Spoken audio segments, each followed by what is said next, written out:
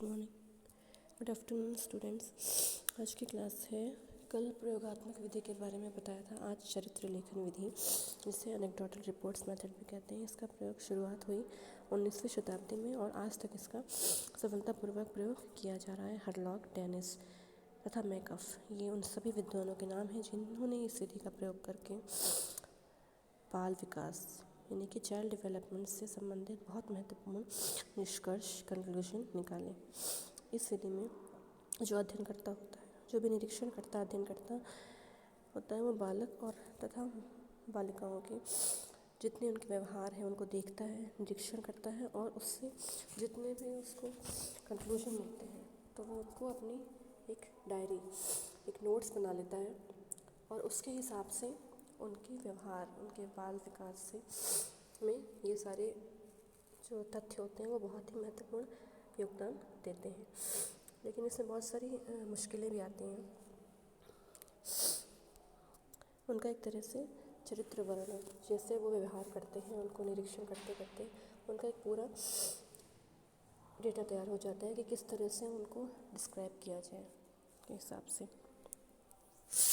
फिर इसमें विशेषताएं होती हैं कुछ। सबसे पहले है कि जो निरीक्षण करता होता है अपनी फैसिलिटी के हिसाब से बालकों के व्यवहार का निरीक्षण करता है, अपने हिसाब से, उनके हिसाब से नहीं, कि उनको वो ये नहीं सोचता कि उन बच्चों को किस हिसाब से सुविधा है, वो अपने सुविधा के हिसाब से उनका निरीक्षण करता है। फिर नेक्स्ट है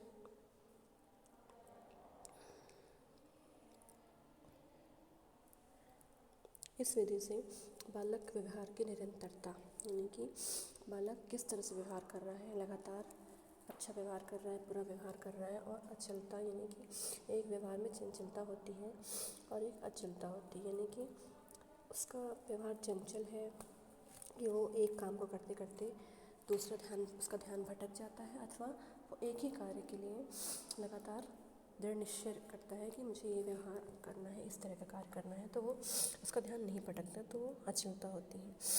ठीक है, फिर ये तो विशेषताएं हो गई।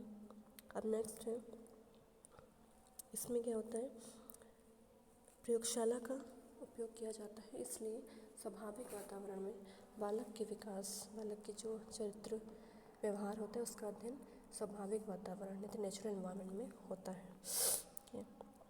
इसके लिए दोषों, जितने भी दोष होते हैं उनसे स्वतंत्र रखा जाता है।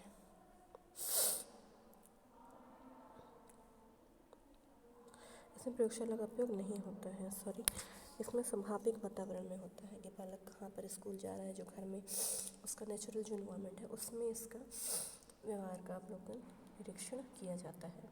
फिर इसमें कुछ दोष भी होते हैं, जैसे कि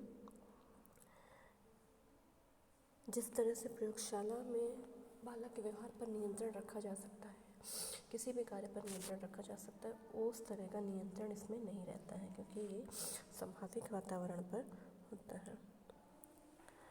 और इसका प्रयोग तभी संभव हो सकता है जब माता पिता के द्वारा, बुद्धिमान लोगों के द्वारा अथवा अभिभावकों के द्वारा ही इसका प्रयोग संभव हो सकता है। कोई भी व्यक्ति निरीक्षण नहीं कर सकता, सिर्फ विद्वान माता पिता तथा अभिभावक जो इनको बच्चों को जानते हैं कि इसका प्रयोग स्वाभाविक वातावरण में ही संभव होता है। इस वजह से इन्हीं लोगों के द्वारा निरीक्षण संभव होता है और तभी सफलता मिल सकती है जब इस तरह के विद्वान लोग, परिवार के माता पिता अथवा अभिभावक ही बालकों और एवं बालिकाओं का निरीक्षण करें। इस विधि में क्या होता है, वस्तुनिष्ठता का भाव होता है।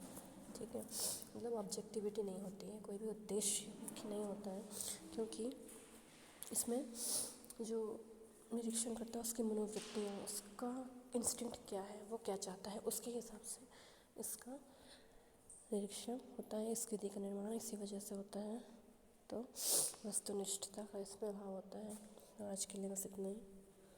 Thank you.